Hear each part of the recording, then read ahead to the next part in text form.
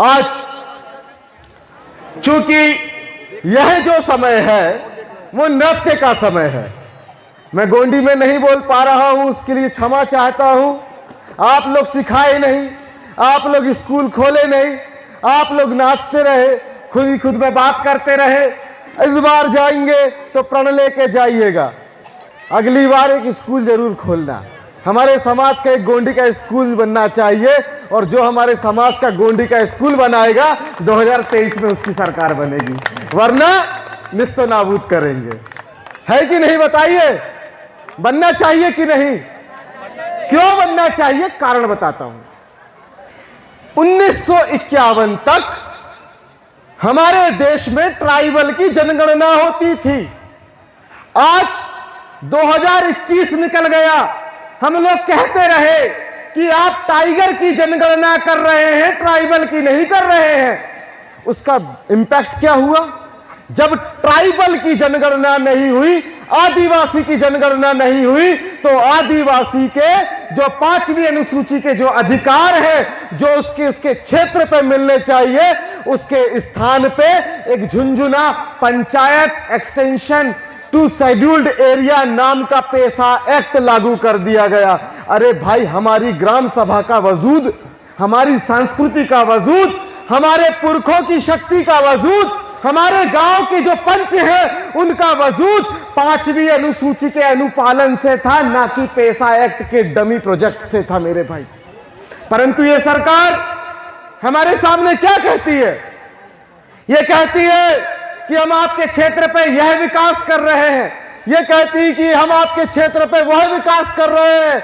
अरे जो सरकार आपकी जनगणना नहीं कर रही है, जो सरकार आपको गिनना ही नहीं चाहती, जो सरकार आपको स्वाभिमान से जीने के लिए, आपकी पहचान के साथ, आपको इज्जत के साथ जीने नहीं देना चाहती, वही सरकार क्या बदनाम करती है। अभी हमारे यहां दीदी आई थी, आपके यहां पे जिला अध्यक्ष है एससी मोर्चा की, वो क्या कह रही थी कि जो सरकार आप लोगों की जनगणना नहीं करती, जो सरकार आदिवासियों का सम्मान नहीं करती, जो सरकार आदिवासियों की संस्कृति को 5वीं अनुसूची को लागू नहीं करती, जो सरकार 8वीं अनुसूची पे गोंडी भाषा का दर्जा नहीं देती, वही सरकार के नुमाइंदे क्या कहते हैं कि इन आदिवासियों को दारू पिलाओ, ये दारू में बिक जाते हैं।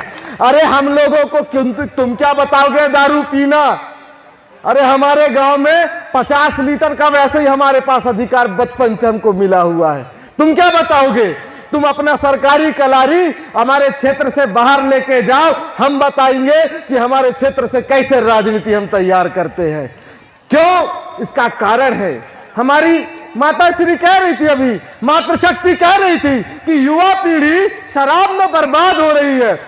आज हमारे को दादा यहां बता रहे थे कि बच्चों को पढ़ाना जरूरी है, बेशक पढ़ाना जरूरी है, परंतु बच्चों को सिर्फ किताबी ज्ञान पढ़ाने से ज्यादा जरूरी उन्हें व्यवहारिक रूप से साइकोलॉजिकली उनको मजबूत बनाना है, सोशली उनको मजबूत बनाना है, ताकि हमारे समाज का, आदिवासी समाज का बेटा, हमारे आदिवासी समाज की बेटियां जब अपने गांव से निकले तो वो सरकार के द्वारा फैलाए हुए पूंजीपतियों के गोद से निकलने वाले दंगे के स्थान पे हर किसी इंसान को चंगा करने का संकल्प लेके निकले मेरे भाई। आज ये कर क्या रहे हैं हमारे साथ? 5वीं अनुसूची जहां पे लागू होनी चाहिए थी, जहां पे हमारे मुकद्दम का कुटवार का डंडा चलना चाहिए था, उस ग्रामीण जन को ये उठाकर वर्दी के डर पे उठाते हैं और 5 लीटर की जगह 7 लीटर का केस बना के हमारे आदिवासियों को प्रताड़ित करते हैं। ये करने वाले लोग कौन है? ये करने वाले लोग वही है जो हमारा सम्मान नहीं करते, और जो आदिवासी संस्कृति का सम्मान नहीं करता उसके खिलाफ हमको आवाज बुलंद करनी होगी। और ये इनकी सरकार नहीं बल्कि बाबा साहब का लिखा हुआ संविधान ये अधिकार हम सभी को देता है मेरे भाई। और ये वही संविधान है जो आपको 5वीं अनुसूची के अंतर्गत आपकी वैल्यू आपके क्षेत्र में बढ़ाने के साथ साथ ये वही संविधान है जो आपकी वैल्यू 2023 पे कराने आ रहा है। हर 5 साल में आपकी वैल्यू कराता है। आपकी वैल्यू क्या है पता है? आपकी वैल्यू 500 रुपये का नोट या 2000 रुपये की नोट नहीं है मेरे भाई, उससे महंगा तो बकरा आता है। अरे तुम्हारे को गधा उससे महंगा आता है। अरे तुम गधे से गवार हो क्या जो तुम्हारी वैल्यू, अभी हमारी माता श्री बता रही थी कि 500 रुपए हमारे आदिवासियों की वैल्यू लगाते हैं। अरे तुम गधे होगे तो तुम्हारी वैल्यू 500 है मेरे भाई, और अगर तुम असली आदिवासी होगे ना तो 500 रियासतों पर राज करने वाले की यहां कोई तोल नहीं है। अगर सरकार को अब हमसे वोट चाहिए, तो अगर आपको हमसे कुछ चाहिए तो आप पहले हमको आंकड़ा दीजिए कि आपने कितने आदिवासी समन्वयक को पैसा एक्ट के कोऑर्डिनेटर के तौर पे वहां पे नियुक्ति दी। दोस्तों आपको पता चलेगा कि उस पे भी इन्होंने हाफ चड्डा गैंग के लोगों को उठा के नागपुर से लाके भर दिया मेरे भाई। ये किसको मिलना चाहिए था? ये किसको मिलना चाहिए था? अरे ये आप लोगों को मिलना चाहिए था, वहां पे आदिवासियों को मिलना चाहिए था। जो लोग आदिवासी संस्कृति का पालन नहीं करते हैं उनको आदिवासी से, अगर वो सिर्फ कैटेगरी का फायदा ले रहे तो उखाड़ फेंकने का काम भी आदिवासी समाज करेगा। तुम क्या घर वापसी कराओगे? हमारे दादा हीरा सिंह मरकाम ने असली सांस्कृतिक घर वापसी आदिवासियों की करा दी है, जिसकी मिसाल ये यहां का आयोजन है मेरे भाई।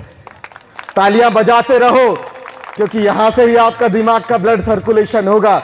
Weather you are just tool of the peoples, यहां पे पॉलिटिशियंस आ सकते हैं, पॉलिटिशियंस का वेलकम है, क्योंकि हमारे में परंपरा है कि हम हमारे क्षेत्र पे आए हुए समस्त अतिथियों का सम्मान करते हैं, और ये सम्मान हमारे पुरखों की परंपरा से हमको मिला हुआ है। और यही वजह है कि हमारे आदिवासियों को, जो आदिवासी आंदोलन चलाने वाले भाई हैं, उनको ये बरगला के जेल में डाल देते हैं, उनको ये बरगला के यहां वहां अंदर कर देते हैं और उनके ऊपर ये रासुका लगाते हैं। अरे आदिवासी शांति प्रिय और सबका सम्मान करने वाला व्यक्तित्व का ऐसा व्यक्ति है, अन्यथा अगर ये लोगों का अपमान करने वाला या फिर एंटी नेशनल होता तो तुम्हारे ये धार्मिक प्रपंच हमारे क्षेत्र पे कभी विकसित नहीं हो पाते मेरे भाई। ये असली बात मैं यहां से बता रहा हूं।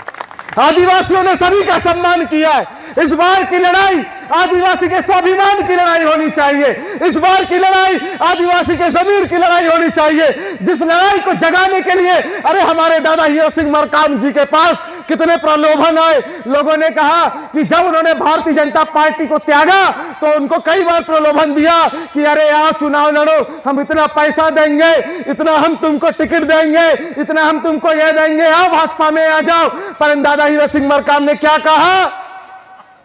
तुम पूंजीपतियों के एजेंटों की पार्टी, जो ब्रिटिश से हमारे पुरखा इस देश को आजादी दिलाए, फिर से तुम्हारे माध्यम से हम गुलामी नहीं देने वाले।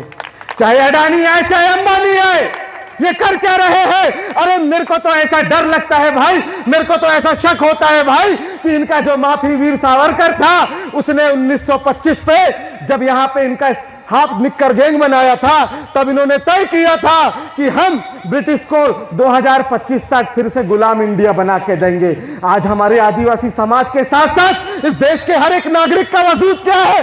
कभी उस नागरिक के अकाउंट में पैसा हुआ करता था, कभी उसके घर में उसकी माताजी उसके शक्कर के डिब्बे के अंदर नोट रखा करती थी, उस पे भी सरकारों ने डाका डाल दिया नोटबंदी करके। मेरे भाई, इसका जवाब सरकार से इस बार मांगना होगा, पूछना होगा। आज किसी के अकाउंट में पैसा नहीं, आज किसी के जेब में पैसा नहीं, आज किसी के घर में पैसा नहीं, वो पाई के लिए मोहताज है, वो तड़प रहा है, बैंकों के पास जा रहा है, बैंक से कहता है कि हमें कर्ज दो। अरे इनके पास अडानी अंबानी जैसे भगोड़ों को, और उसके साथ साथ वो कौन सा मोदी है, ऐसे चौकसी लोगों को पैसा देने के लिए पैसा है। नीरव मोदी को ये पैसा देते हैं, मेहुल चौकसी को पैसा देते हैं, मगर जिस आदिवासी ने 500 से ज्यादा रियासत इस देश को देश बनाने के लिए, एक राष्ट्र बनाने के लिए दिए, उसके पास, इनके पास देने के लिए 50,000 रुपए तक नहीं है मेरे भाई। ये हमारे लिए पूछने की बात है। आज हमारे साथ हमने पहले देखा, हमने एक राजनीतिक दल पर विश्वास किया, काफी सारे आदिवासियों ने किया। मैं भी उस समय हीरालाल अलावा जी के साथ अगुवाई करते हुए चल रहा था। उस समय उनको कोई पूर्व क्षेत्र पे उतना नहीं जानता था। सामने मैं चलता था, मुझे कहते थे कि ये चार्जर है और पीछे इंजेक्टर है। मैं पहले चार्ज करता था पूरी जनता को, मेरे साथ चला करते थे। मेरे को भी कहा गया कि आप चुनाव लड़ो। मैंने कहा भैया मैं चुनाव लड़ने वाला नहीं हूं, मैं लोगों को तैयार करने वाला, कैडर तैयार करने वाला व्यक्ति हूं जो समाज के मान सम्मान के लिए लड़ सके। आपको पता है नतीजा क्या हुआ? बोला गया, बड़े बड़े शब्दों में बोला गया कि हम 5वीं अनुसूची लागू करेंगे। पूरे देश के, पूरे मध्य प्रदेश के आदिवासियों से विपक्ष में बैठी पार्टी ने कहा कि हम 5वीं अनुसूची लागू करेंगे। भाई 1.5 साल सरकार चलाई इनने, मिला क्या? मिली क्या 5वीं अनुसूची? क्या आपको ग्राम सभा का अधिकार मिला? तो इस बार इनसे भी हम सवाल पूछेंगे मेरे भाई, और ये आदिवासी को पूछना होगा। आज एक और बात मैं आपको कहना चाहता हूं। असल बात को समझिएगा। आपकी जो मातृभाषा है वो पारसी है, गोंडी है कि नहीं बताइए? है ना? अभी दादा जब वहां पे दुर्वे जी के साथ में गया था तैयार होने के लिए, मैं पैजामा पहन के आया। मैंने कहा नहीं, मुख्य अतिथि बनाए तो धोती पहन के जाऊंगा। तो धोती पहनने जब गया तो दादा बता रहे थे कि हमारी जो पीढ़ी है, हमारी जो जनरेशन है, उस जनरेशन के साथ हो क्या रहा है कि वो जनरेशन अब गोंडी में बात नहीं कर पाती है। क्यों नहीं कर पाती है? क्यों? क्योंकि अभी तक सत्ता में जो भी पार्टियां रही, सत्ता में जितने भी दल रहे, किसी ने भी गोंडी भाषा को उसके क्षेत्र पे ना तो संस्थान बना के दिया, ना ही विद्यालय बना के दिया मेरे भाई। इस वजह से तुम्हारी मातृभाषा तुमसे दूर हो गई। और मैं इस बात को बचाने के लिए क्यों कह रहा हूं? क्योंकि आप लोगों जो भारत के आदिवासी हैं, जो भारत के मूल निवासी हैं, वो राष्ट्रपति के दत्तक पुत्र है। हम दत्तक पुत्र राष्ट्रपति के होने के साथ साथ हमको सीधे यूएन से भी यहां पे डिक्लेरेशन मिलता है। यूनाइटेड नेशन डिक्लेरेशन क्या कहता है? यूएन डिक्लेरेशन कहता है कि आदिवासी को कैसे पहचाना जाएगा। एक आदिवासी की पहचान क्या होती है?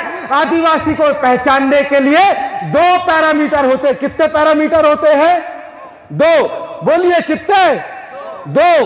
पहला पैरामीटर जो होता है उसका डिस्टिंक्ट कल्चर होता है, मतलब उसका पृथक संस्कृति होती है। उस पृथक संस्कृति के अंतर्गत उसका कस्टम, ट्रेडिशन, धर्म, और उसके साथ साथ भाषा, और उसके साथ साथ उसका पहनावा और संस्कृति आता है। उसके बाद जो दूसरा क्लॉजेज होता है वो होता है टेरिटोरियल पोजीशन, मतलब कि इन धर्म, भाषा, संस्कृति के साथ ये आदिवासी इस जमीन पे इतने वर्षों से निवासरत है। परंतु हो क्या रहा है 2023 पे, माफी चाहूंगा, 1992 में, 93 में जब भारत से पूछा गया कि क्या भारत में आदिवासी रहता है, जब भारत से पूछा गया, यूएनओ ने पूछा कि क्या भारत में आदिवासी रहता है, तो भारत की सरकार क्या कहती है कि भारत में कोई आदिवासी नहीं रहता। शर्म की बात है। और हमारे देश के अंदर, हमारे प्रदेश के अंदर इतने सारे नेता, विधायक जो नाम के लिए आदिवासी समाज से आते हैं, उन लोगों के मुंह पे दही और दिमाग में पत्थर जमा हुआ था, इसलिए वो कभी बोल नहीं पाए मेरे भाई। अब क्या करें? क्या डंडा उठा के पीटे क्या इन विधायकों को? क्या करें? नहीं ना, क्योंकि दादा मरकाम ने कहा है कि पहले सबसे बड़ा क्या होता है हमारे यहां, आपको पता होगा, पहले हमारा डिस्ट्रिक्ट कोर्ट, फिर हाई कोर्ट और फिर सुप्रीम कोर्ट। और यहां से काम ना बने तो कौन सा कोर्ट पता है क्या किसी को? कौन सा कोर्ट? बांस कोर्ट। समझ रहे हैं ना? बांस कोर्ट। इस बार हम आदिवासी प्रण लें कि हमारे क्षेत्र पे आने वाले तमाम जनप्रतिनिधियों से हम सवाल करेंगे, खासकर आदिवासी जनप्रतिनिधियों से, कि आपने 5वीं अनुसूची के पालन को लेकर विधानसभा में क्या आवाज उठाई। हम सवाल करेंगे कि आपने हमारी संस्कृति को बचाने को लेके आपने विधानसभा में क्या आवाज उठाई। वहां पे तुम्हारा वो फर्जी मामा, खुद को मामा कहता है, कंस मामा, अरे मैं जानता हूं, जब मैं उस समय 7वीं कक्षा में था, उस समय वो व्यक्ति मेरे घर में आके खाना भी खा के गया था। मैं नवोदय में पढ़ता था, मेरे को ज्यादा पता नहीं है। परंतु वो कंस मामा आज क्या कर रहा है? हमारे वहां पे जब हम गए, मैं एक आयोजन में और मुख्य अतिथि था। वो आयोजन था मैहर का। मैहर जैसे पवित्र स्थल पर, जहां पे हमारी मैहर की शारदा मैया का जो मंदिर है, वहां पे उनने क्या हुआ, वहां पे यह कांड हुआ कि वहां का जो गर्ल्स हॉस्टल था ट्राइबल का, उस गर्ल्स हॉस्टल पे भाजपा के गुंडे जाकर वहां की बच्चियों को प्रताड़ित करते हैं। उसके बावजूद भी वहां का कलेक्टर कोई एक्शन नहीं ले रहा था। मेरे भाई, जब हम गए और वहां के पूरे हमारे समाज के लोगों को इकट्ठा किया, अल्टीमेटम दिया, तो वहां के सरकार को बिल्कुल हिला के रख दिए। हमने बोले कि तुम्हारे समय में हमारा समाज सुरक्षित नहीं है मामा, इसलिए इस बार तुम तय करके रख लो कि इस बार हम गोंडवाना के लोग प्रण लेते हैं कि इस बार तो हम पक्के से आप दोनों की छुट्टी कर देंगे। क्योंकि एक क्या है, एक सांपनाथ है और दूसरा नागनाथ है, और इन दोनों के नाथ के चक्कर में हमारा सत्यानाश है। तो ये सत्यानाश तो आप समाज का नहीं कराना है। आप काम करके दिखलाइए ना, आप काम के आधार पे वोट मांगिए ना, बातें तो कोई नहीं कर लेगा। कहते हैं हमारे राष्ट्रीय नेता यात्रा के समय कहते हैं कि भैया हमारे आदिवासियों के लिए ये होना चाहिए, वो होना चाहिए। अरे भैया, इतने सालों से कहां थे तुमको 2022-23 में आदिवासी याद आ रहा है, जब तुम्हारी पूरी सत्ता से तुम्हारी मर्यादा खत्म हो गई, उसके बाद आदिवासी याद आ रहा है। आदिवासियों ने हमेशा तुम्हारा साथ दिया, भारत की आजादी में आदिवासियों ने साथ दिया। हम सवाल करेंगे क्योंकि ये हमारा दर्द है, क्योंकि हमारे पुरखों ने तुम्हारा साथ दिया। जब भारत आजाद हुआ तो भारतीय राष्ट्रीय कांग्रेस को हमारे पुरखों ने 500 रियासत दी, इस एवज में कि आप आदिवासी के सम्मान के लिए, उसकी संस्कृति के सम्मान के लिए भारत में ऐसी व्यवस्थाओं का निर्माण करेंगे। परंतु हुआ क्या मेरे भाई, आज भी जो आदिवासी समाज है वो अपने पेंठाना से दूर है। इसलिए मैंने बार बार एक ही बात कही कि हमको सामाजिक रूप से हम मजबूत हो चुके हैं, सामाजिक रूप से हम जागरूक हो चुके हैं। अब हमको जागरूक होना है तो वैचारिक रूप से, उसके साथ साथ राजनीतिक रूप से, और ये हम प्रेम पूर्वक समस्त सत्ता के लोगों से सवाल करेंगे, चाहे वो किसी दल के लोग हो। मैं यहाँ पे किसी पार्टी का प्रतिनिधि होने से पहले मैं आपके बीच में आपके समाज का एक बेटा बोल रहा हूं। दादा, आप तो पास से आए हैं, पता मैं कितनी दूर से आया हूं। सुबह 9 बजे उठा था, खाना नहीं खाया, यहां पे 5 बजे पहुंचा हूं, अपने लोगों से मिलने आया। अब जाके थोड़ा सा भाग दिए तो बोल पा रहा हूं। आप कह दो कि मैं अपने समाज के बीच नहीं बोल सकता तो मैं नहीं बोलूंगा। आप बोल दीजिए, बोलूं कि नहीं? बेशक समय मेरे पास भी कम है दादा, मेरे रोज इवेंट रहते हैं। तो मैं बस इतना कहना चाहूंगा कि हमारा ये समाज, आज सुनेर दादा यहां पर है, जब उन्होंने नाम मैंने देखा सुनेर उइके, तो मेरे को एक दिन हमसे मुझे हमारे सुनेर सिंह ताराम दादा की याद आ गई। मैंने कहा सुनेर दादा हैं, सुनेर दादा हमारे बीच जिंदा है, जिन्होंने हमारे सांस्कृतिक आंदोलन को जिंदा रखा है। और एक बार जोरदार तालियां हमारे सुनेर दादा के लिए होनी चाहिए कि जिन्होंने इस आयोजन को यहाँ पे सफल बनाने के लिए सबको समाहित किया। ये गर्व की बात है, ये गर्व की बात है कि यहाँ पे उनने समाहित करके आप सभी को यहाँ पे संगठित करके इस प्रकार का आयोजन किया। बस आप लोगों से एक और प्रण चाहता हूं, यूं तो हम विभिन्न धर्म स्थलों में जाते हैं कि नहीं बताइए? हम हर धर्म स्थल में जाते हैं ना। कछारगढ़ आप लोग जाते हैं? कितने लोग कछारगढ़ जाते हैं? हाथ खड़े करना जरा। ये जो डंडारी का आयोजन है, आपको पूरा मंच मैं दिलाऊंगा, क्योंकि कछारगढ़ की आर्थिक उन्नयन समिति का मैं सदस्य हूं। ये डंडारी का आयोजन, रेला पाटा का आयोजन, उसके साथ साथ ढेंसा का आयोजन, ये सारे आयोजन को इकट्ठा करके हम हमारे कोयली कछारगढ़ को ऐतिहासिक पहचान दिलाएंगे और 2024 में वहां वर्ल्ड रिकॉर्ड बनाएंगे। मेरे भाई, इस प्रण को यहां से लेकर जाइए। और जहां पे आपने 2-4 वर्ल्ड रिकॉर्ड बना दिए तो 8 करोड़ रुपया के हिसाब से लगा लो, 4 वर्ल्ड 8 चौके 32 करोड़ रुपया आ जाएगा। हम 2-3 आराम से अपने सांसद बना लेंगे और हम ही तय करेंगे कि सत्ता में कौन बैठेगा कौन नहीं बैठेगा मेरे भाई। क्यों? क्योंकि दादा मरकाम ने एक ही बात कही। दादा मरकाम ने हमको बोला कि हमें अपने समाज को मधुमक्खी की तरह संगठित करना है। हमारा समाज संगठित तो हो गया, परंतु मधुमक्खी से एक सीख लेना जरूरी है। पता है वो क्या है? क्या है पता है? वो डंडारी में देखने को मिला था, वो है अनुशासन। मधुमक्खी की तरह अनुशासन की जरूरत है। हमें समाज में अनुशासन की जरूरत है। हमें समाज के बीच में सामाजिक अनुशासन को स्थापित करने की जरूरत है। और उसी के साथ साथ हमारे पुरखों की जो विरासत है, हमारे जो पुरखों की संस्कृति है, हमारे पुरखों की सभ्यता है, उसको यहाँ पे यथावत स्थापित करने की जरूरत है। आपको मैं आखिरी में अंतिम पंक्ति कहना चाहूंगा। मेरे आखिरी शब्द है, मेरे भाई, ये पीला रंग है। कौन सा रंग है? बोलो कौन सा रंग है? पीला है। एक आध माइक है क्या आपके पास? दादा हो क्या माइक वाले वहां? मेरा थोड़ा सा साथ दोगे? थोड़ा सा साथ दोगे? मैं बोलूंगा, आपको कहना है इस पीले को रोक सके वो कौन माई का लाल है। क्या होगे?